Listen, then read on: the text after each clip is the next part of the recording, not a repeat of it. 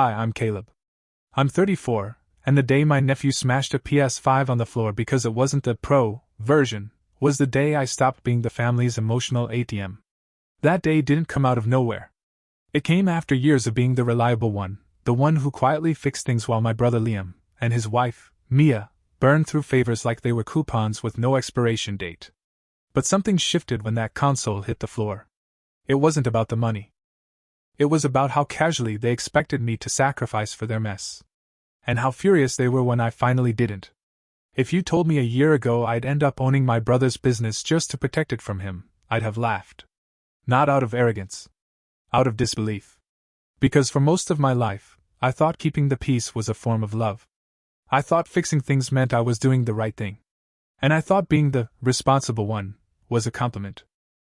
Turns out, it was just a label they used while handing me everyone's problems. Liam and I were close as kids. Or rather, we were close because we had no choice. Same house, same school, same tired parents trying their best. But somewhere along the way, I became the one who kept things running. He became the one who assumed someone else would. While I studied, saved, planned, he drifted. Through jobs, hobbies, and eventually into a marriage that looked good on Instagram but felt like an HR nightmare in real life. Then came their son, Jasper. You know how people say some kids are just spirited? Jasper wasn't spirited. Jasper was a test of the human capacity for indulgence. You couldn't tell him no. Not because he'd cry, though he would, but because his parents had decided disappointment was a form of trauma. So instead, they gave him everything. And if something wasn't perfect, he threw it. Literally. Which brings us to last month. Jasper's 13th birthday. Mia sent out a group text saying they didn't want random gifts. We prefer meaningful, valuable contributions. Which already felt more like a GoFundMe than a birthday invite. Then Liam called me.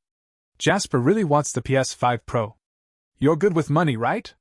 Could you take care of it? I reminded him I'd helped with 2 mortgage payments this year. He brushed it off. This is different, he said. It's a milestone. So I bought Jasper the standard PS5. Still a great console. Still expensive. Still a stretch for something that would probably be collecting dust under Fortnite wrappers within a month. I brought it to the party. The look on Jasper's face? Like I'd spit in his cake. This is the regular one, he said, disgusted. Then he smashed it on the floor. In front of everyone. No one stopped him. Not Liam. Not Mia. Not even a gasp from the room. And when I stood there, stunned, you know what Liam said? You have 5 minutes to apologize to my son. That's when something broke. And it wasn't just the console. I didn't yell. I didn't swear. I didn't throw anything. I just looked at Liam, really looked at him, and realized I wasn't his brother in that moment. I was a butler who'd failed to polish the silver correctly. And Jasper? He wasn't the kid having a tantrum. He was a prince auditioning for a more obedient court jester. So I did something no one expected. I smiled. Pulled out my phone. Calmly. Silently. I'd opened the banking app that handled the auto payments on Liam's mortgage, the one I'd been covering quietly for 6 months, and I canceled it. Right there, in front of the whole family. He didn't notice. Not yet. Then I opened another app. This one held my stake in Liam's business. The 30% ownership I'd taken in exchange for bailing him out 2 years ago. The paperwork we'd both signed gave me the right to reclaim my shares if I was ever disrespected, harassed, or verbally attacked. So I clicked Reclaim Shares. Instant transfer. Clean. Legal. I looked at him, still calm. Good luck paying rent next month, I said. That's when the smugness slipped from his face. Not instantly. No, it was slow. Like a man watching the water drain out of a boat and realizing too late that he never learned to swim. He stepped toward me. What do you mean? I didn't answer right away. I wanted him to sit with it. To really feel it. Mia, still sipping her coffee like we were discussing weather, blinked once. But her jaw tightened. She understood. Jasper? Still thought this was about him. He pointed at the broken PS5 like I was the one who dropped it. Fix it. He barked. It's your fault. Liam tried to recover. Let's go outside. We'll talk this out. No, I said. There's nothing left to talk about. You're being unreasonable. He hissed. That word. Unreasonable. Like I'd shown up to Thanksgiving in riot gear. Like setting boundaries was some kind of betrayal. You think you're teaching us something? He asked, his voice cracking. This is Jasper's birthday. I looked at the shattered pieces of the gift I'd worked to afford. I looked at the boy who'd been told all his life that the world was a vending machine that owed him fun. No, Liam, I said. I'm not making a scene. I'm just done being part of one. That's when the murmurs started. People shifted uncomfortably. Our parents looked stunned. Mia's in-laws stared at the floor like it might offer them a trapdoor escape. No one defended me. No one scolded Jasper. They all just watched. Then Liam made one last mistake. He tried to grab my phone. Show me what you did, he demanded. I stepped back. Don't touch me. Even Mia's coffee hand paused midair. Caleb, she said finally. This feels incredibly disrespectful. If you had issues with Liam, you should have brought them up privately. Your son destroyed a $600 gift on the floor like it was a juice box, I replied. And you let him. She didn't flinch. We don't shame Jasper for disappointments. I nodded slowly. Oh, I know. Her eyes narrowed. You're acting like we owe you something. You don't, I said. And I don't owe you anything either. Then Jasper pointed his sticky fingers at me. You're the worst uncle ever. Dad said you'd get me whatever I wanted. I turned to Liam. You told him that? Liam didn't answer. He didn't need to. His silence said it all. And that was the final nail. He hadn't just expected my help. He'd promised it. Built me into their fantasy, their backup plan. I wasn't a person. I was a line item in their budget of entitlement. So I walked out. Didn't say goodbye. Didn't slam the door. Just stepped out into the evening light, pulled in a long breath, and didn't look back. That was the last time I set foot in their house. It was not, however, the last time they tried to pull me back in. I got home and didn't cry. Didn't scream. Didn't even turn on the lights for a while. I just sat there in the dark, phone in one hand, the weight of clarity settling over me like a weighted blanket that finally made sense. For the first time in years, I wasn't wondering how to fix it. I was wondering why I ever thought it was my job to. That night I turned off my phone. No texts. No voicemails. No half-hearted apologies from Liam. No emoji-stuffed guilt bombs from Mia. Just silence. I made tea. Real tea. The kind you brew with intention. And I let the quiet wrap around me. The next morning, I woke up feeling still. Like someone had vacuumed out all the noise. I checked my accounts. Looked over the shares. Double-checked the legalities. Everything was airtight. I even had a clause about reputational harm, which, as it turned out, covered being told to apologize to a tantrum-prone teenager on his birthday for giving him a free PlayStation. Then I got the call. Not from Liam. Not from Mia. From Aaron. My cousin. One of the few people in the family who understood nuance. He didn't waste time. I need to talk to you, he said. Now. Is something wrong? Yes, he said. But not in the way you think. When he arrived, he wasn't out of breath or panicked. He was focused. The kind of focus that usually came with emergencies or unexpected inheritances. Your mom called me, he said, sitting down like he'd been rehearsing this. She's worried about you. I blinked. Me? He nodded. Not because of what you did. Because of how much you've been carrying. She said, her words, not mine, that she was afraid you'd never stop carrying it unless someone physically made you. I couldn't speak. She also said your accountant called her. What? Why? She's your emergency contact. And they couldn't reach you. He pulled out a folder. Legal documents. Investment reports. Valuations. All with my name at the top. I started flipping through. And that's when it hit me. While I'd been sinking money into Liam's black hole of a life, the rest of my portfolio, quiet, modest, and almost forgotten, had exploded. The stock I bought on a whim 3 years ago? 400% increase. The small business I invested in during lockdown? Acquired. My total net worth had doubled. Tripled in some categories. I was okay. No, I was more than okay. I was free. Aaron watched me process it. You didn't know, did you? I had no idea. He smiled. That's why your mom called me. She didn't want you to find out alone. She thought you'd feel guilty about it somehow. And she wasn't wrong.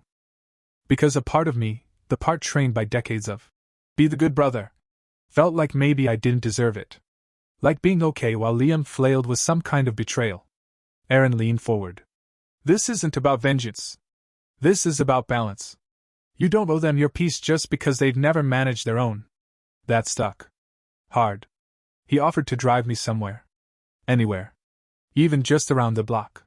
You don't have to walk back into that house. Ever. I didn't argue. I let him drive. I let the world pass by my window like it was new. Because in some ways it was. When I got home, I didn't check my phone. I knew what would be waiting. The calls. The texts. The guilt. And I didn't care. I made coffee. I opened my laptop. And I started drafting the one thing Liam never thought I'd have the nerve to do. A restructuring proposal. My ownership. My terms. Liam could stay, if he accepted a junior role. Otherwise, he could watch the company survive without him. I didn't write it out of anger. I wrote it out of clarity. And just as I was about to save the draft, the doorbell rang. Not a knock. Not a gentle buzz. A ring. Long, loud. Insistent. I got up slowly, walked to the door, checked the peephole. And there he was. Liam. Disheveled. Red-faced. Shaking with something between panic and rage. And right behind him, arms crossed, jaw tight, eyes burning with calculation, was Mia. They hadn't come to talk. They had come to undo. And I knew, before I even turned the handle, that this wasn't going to be a conversation. It was going to be the reckoning. Liam didn't wait for an invitation. The second the door cracked open, he shoved past me into the living room like a man storming a hostage negotiation, except he was the one who'd tied himself to a chair and lit the fuse. Mia followed with the grace of a woman who thought she was walking into a courtroom, except this courtroom didn't have a judge, just a very tired defendant who'd finally stopped showing up to the circus. Either of them said hello. Either of them asked to come in. Liam spun around, voice already climbing the stairs of desperation. You're destroying my life, Caleb. Do you even understand what you've done? I didn't flinch. I didn't blink. Do you? I asked. He blinked. Like the idea that he was responsible for his own disaster had never even crossed his mind. Mia stepped forward, arms crossed like she was holding up a corporate HR manual as a shield. We're here to have a calm, mature conversation. Mature, I repeated, nodding. Right. Like telling your kid he deserves $1,000 gift and then watching him destroy it when it's not the right flavor? That's not fair, she snapped. Neither is canceling someone's mortgage payments and business stake without warning, Liam added, voice shaking. I raised an eyebrow. Oh, you wanted a warning? You mean like the 6 months of quiet payments, or the years of bailing you out, or the literal contract you signed without reading because you assumed I'd never enforce it? He stared at me like I was speaking a foreign language. And maybe I was. Maybe accountability had never made it into Liam's vocabulary. You don't get to do this, he said, stepping closer. You don't get to just take over. I stepped back. Calm. Centered. I already did. Mia's eyes narrowed. This isn't justice, Caleb. This is punishment. No, I said. This is consequences. Punishment is emotional. Consequences are math. She opened her mouth, then shut it. Liam turned, pacing, hands in his hair. You don't get it. The business is falling apart. The vendors are calling. The employees are asking questions. Payroll's late. I can't do this without you. I stared at him. Finally, the sentence he should have said years ago. You never could, I said softly. Silence. Heavy. Mia stepped forward. Look. This got out of hand. You've made your point. But you're being dramatic. You were always dramatic. I laughed, sharp and bitter. If I'm dramatic, what do we call smashing a PS5 on tile because it wasn't the Pro? Don't bring Jasper into this. She barked. You brought him into it, I said. You raised him in a world with no gravity and no friction. I just finally stopped pretending he was floating. Liam dropped onto the couch like the words hit him physically. Please, Caleb. I don't have the money for payroll. I don't have the money for next month. I don't even know how we're going to pay rent. And for a moment, I felt that old instinct flare up, that whisper in my bones saying fix it, help him, don't let people suffer. But I also remembered something Aaron said. You don't owe them your peace just because they've never managed their own. I took a deep breath. Then I walked to the coffee table, picked up the folder Mr. Dalton had given me, and laid it flat in front of Liam. I'm taking over, I said. His head snapped up. No. No, you can't. I already did, I repeated. The board knows. The accountants know. The vendors know. The only person who doesn't is you. You're kicking me out of my own company? I'm keeping it from collapsing under your leadership. He shot up, fists clenched. You're ruining my life. No, I said. I'm removing myself from being the only thing keeping it alive. Mia stepped in again. If you do this, Caleb, our family will never forgive you. I turned slowly toward her. You mean your family? I said. Because mine stopped showing up the second I stopped being useful. She blinked. Not in shock. In recognition. Like she realized, just now, that I wasn't bluffing. You're a coward, she whispered. I smiled. No. A coward stays and keeps bleeding just to keep the peace. Liam's voice broke. What happens to me? I didn't answer right away. I sat across from him, hands folded steady. You can stay, I said. But not as a manager. Not as a decision maker. You're good at sales. Use that. You want a job? Show up. On time. Do the work. Earn your paycheck like everyone else. He looked like someone had just explained gravity to him for the first time. That it wasn't optional. That the floor doesn't care how loud you scream. Mia, though, wasn't done. You think this makes you powerful? It makes you petty. I stood. No. It makes me free. They left 10 minutes later. No hugs. No thank yous. Just silence. And the sound of a door clicking closed on the most expensive role I ever played. The responsible one. 3 days passed before I heard from them again. I spent those 3 days clearing out the mess, figuratively and literally.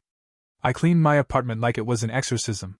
Every drawer, every email, every lingering trace of a life I'd spent too long organizing around other people's dysfunction. The business transition, meanwhile, moved quickly. Too quickly, if you ask Liam. The board approved the shift in less than 48 hours. Mr. Dalton stepped up without hesitation. Payroll resumed. Vendor relationships smoothed out. I sent a message to every employee myself, professional, respectful, but honest. Leadership was changing. Accountability was returning. Their jobs were safe. Stability was the priority now. Most of them responded with relief. A few responded with finally. Not a single person asked if Liam was okay. Then, late Thursday evening, my phone buzzed. It was a text from Liam. Not all caps. Not furious. Just sad. Caleb. I can't sleep. I know I messed up. I don't know how to fix it.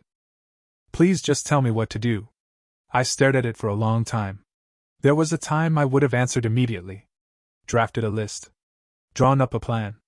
Told him what vendors to call, what damage control to run, what apology might still matter.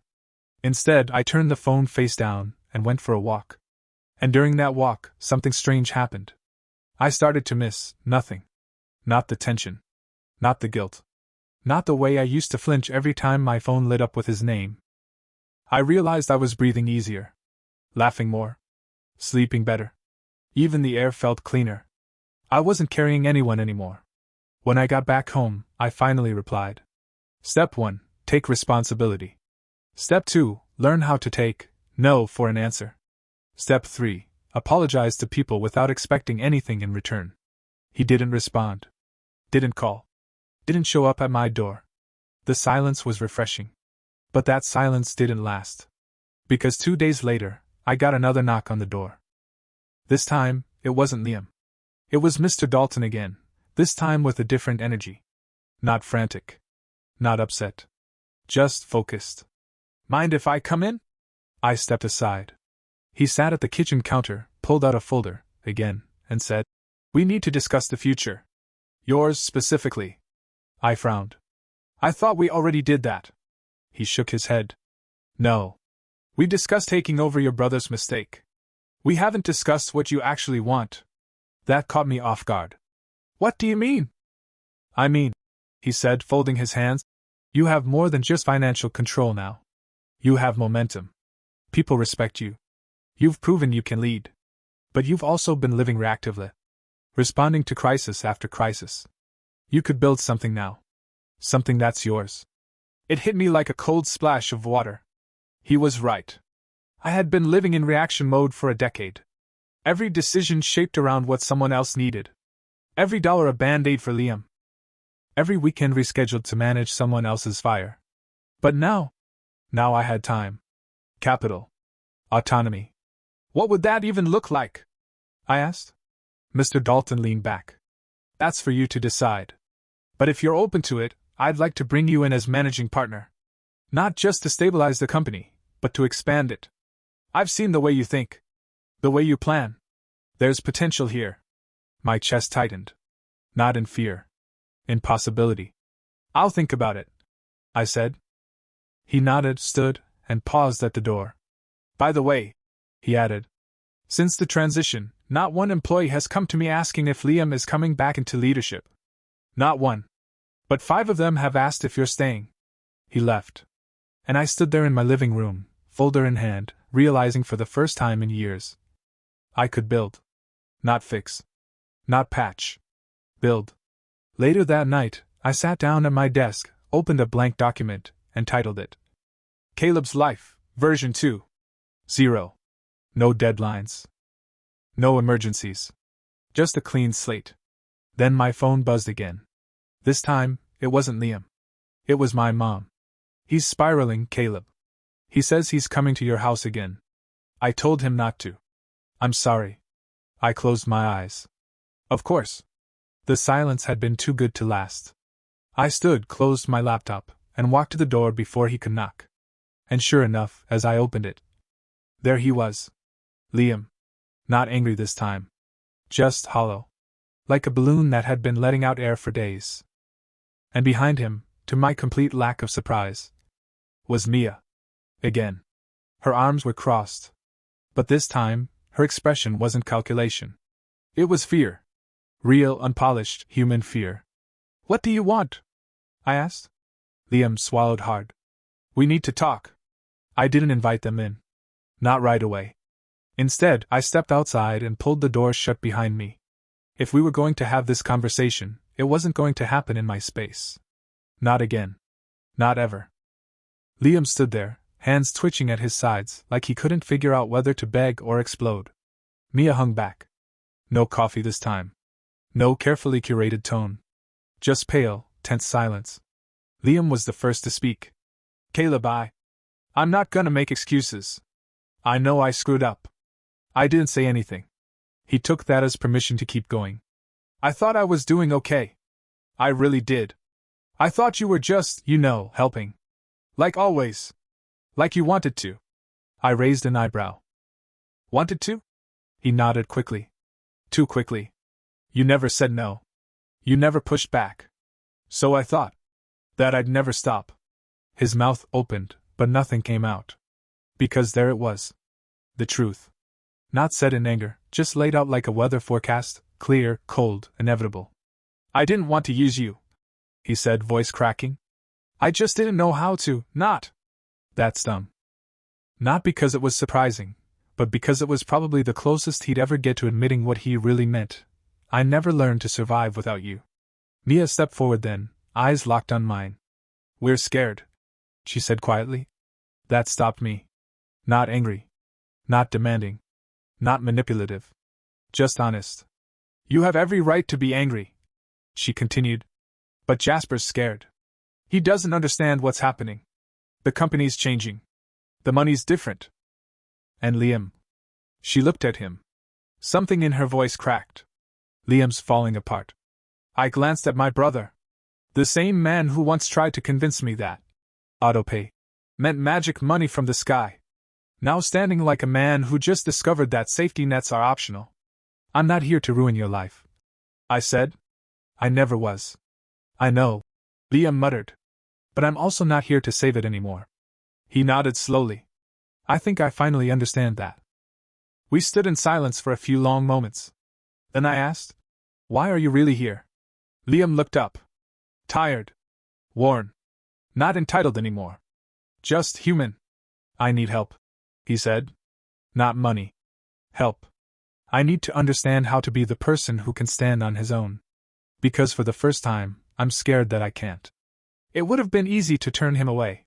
To say you had your chance. To say, figure it out. But something in his face looked different. Not the fear. The humility underneath it. The part of him I'd been waiting to see since we were teenagers, and he lied about breaking the garage door and let me take the fall. You want help? I said. Then here's the deal. He straightened a little. So did Mia. You come into work every day. On time. No special treatment. You meet with Dalton and me weekly. You rebuild trust with the team. You earn your paycheck. And if you slip, even once, I pull you out again, and this time there's no walking back through that door. Understand? Liam nodded slowly. Yes. And one more thing. I added, looking at Mia. You fix your kid. Mia blinked. Excuse me? Jasper is 13. He's not a lost cause. But he's been taught that consequences don't exist. And that ends now. I won't have employees afraid to come into the office because your son threw a tantrum in the lobby again. Her eyes flinched. Not because I was wrong, but because she knew I wasn't. I'm not asking for perfection, I said. I'm asking for effort. The same effort I gave for years while the two of you treated me like a refillable resource. Liam looked down at his shoes. You're right. I wasn't expecting him to agree so easily. And maybe that was the saddest part. It had taken watching his entire life nearly implode for him to finally listen. I'll try, he said. Then we'll go from there, I replied. They turned to leave. But before they did, Mia stopped. She looked back at me. Her voice was quieter than I'd ever heard it. I thought you were weak, she said. I blinked. What? All those years. Picking up the slack. Saying yes. Covering for Liam. I thought it meant you didn't know how to stand up for yourself. She paused. But you weren't weak. You were just giving. And we took. There was no apology in her words. But there was something else. Something that might have been the closest thing she could manage. Acknowledgement. I gave a small nod. Then I opened the door, stepped back inside, and shut it. Softly. Without a word. It wasn't peace. Not yet. But it was something better than rage. It was accountability. And that was a start. By Monday morning, Liam was at the office. On time. In a button-up shirt I hadn't seen in years, tucked in crookedly, like he was trying to look the part but forgot how to wear responsibility. He didn't barge into the corner office. He didn't act like a boss. He sat down at a regular desk in the bullpen, next to a guy named Jordan who'd been there since year one and once confided in me that he kept a second resume saved as Plan B, in case Liam ever became CEO for real. Jordan glanced up, saw Liam settle in, and did the slowest blink I'd ever seen. Liam didn't meet his eyes. He just opened his laptop, took a deep breath, and got to work. That was day 1. By day 4, he was still showing up. Still quiet. Still working. He wasn't good yet. He fumbled through client notes. Missed a few cues on pitches. But he tried. And for the first time in years, that counted for something. Meanwhile, Mia and Jasper vanished from the office ecosystem entirely. I didn't see them. Didn't hear from them. Not even a text. Until Friday night. I was just getting back from a late run, new habit, one of those. Reclaim your life. Moves that actually worked, when my phone buzzed. A number I didn't recognize. No name. Just a message. Jasper's been asking why you hate him. I stood there on the sidewalk, still catching my breath, sweat cooling on my neck as I reread the text. I didn't reply. Not at first. I walked upstairs, took a long shower, made a protein shake I pretended was dinner, and sat at the kitchen counter, phone glowing beside me. Another text came through. He doesn't get it. I tried explaining, but it didn't land. He thinks you abandoned him. It was Mia. That much was clear now. I still didn't reply. Because I needed a minute to sit with what she was actually asking. She wasn't trying to guilt me. She was asking for help. The next morning, I sent back one line. If he wants to talk, I'll talk. No reply. No thank you. No acknowledgement. But Sunday afternoon, I got a knock at the door. And when I opened it, it wasn't Mia. It was Jasper. Alone. Backpack slung low. Hoodie half-zipped. Sneakers too clean, like Mia had scrubbed the consequences off him before she let him out of the house. He looked up at me like he wasn't sure if I was real. Mom said you talked to me? I stepped aside. He walked in slowly, cautiously. Like the last few weeks had carved something sharp into him. He sat on the couch, didn't touch anything. Just looked down at his shoes. After a long silence, he said, "You didn't even say goodbye." I sat across from him.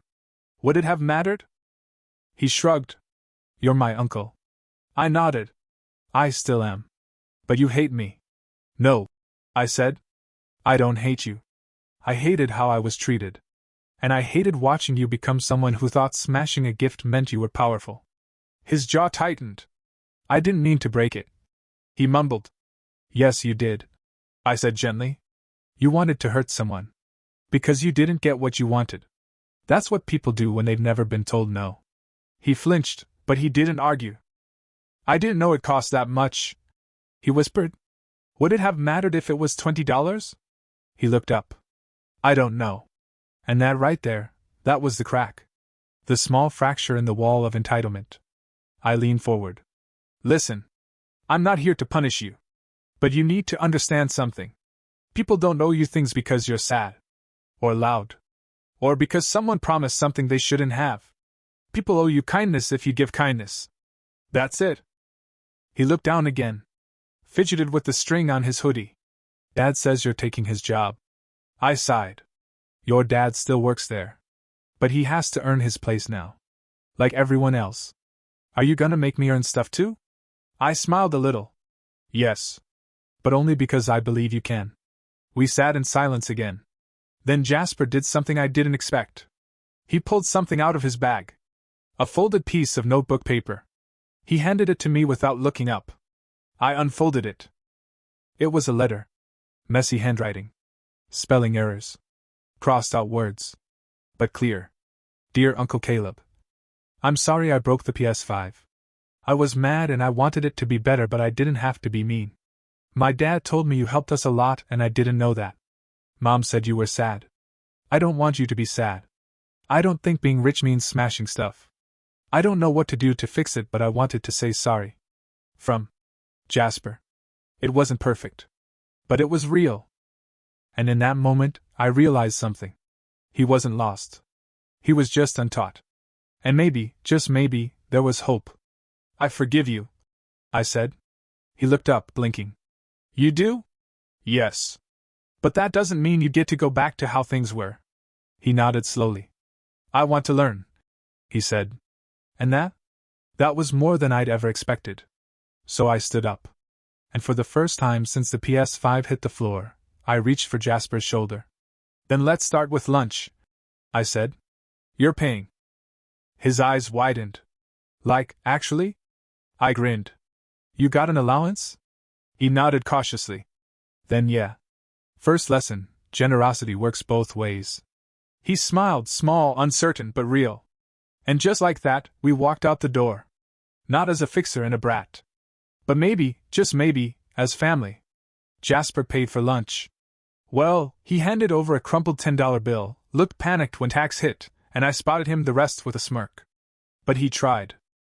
And that tiny act, that moment of effort, meant more than any apology. Afterward, we sat in the park. He talked about school, video games, the kid who stole his pencil, and how he didn't punch him because. "You'd probably say that's not how consequences work." I laughed. He got it. Back at home, I opened my laptop. The proposal from Mr. Dalton still sat in my inbox. I clicked accept. Not for power. Not for payback. For growth. Weeks passed. Liam kept showing up. He stumbled, but he stayed humble. We had meetings where I didn't pull punches, and for once, he didn't deflect. Jasper came by every few Sundays. Sometimes with questions. Sometimes just to sit. Mia never texted again. And that was fine.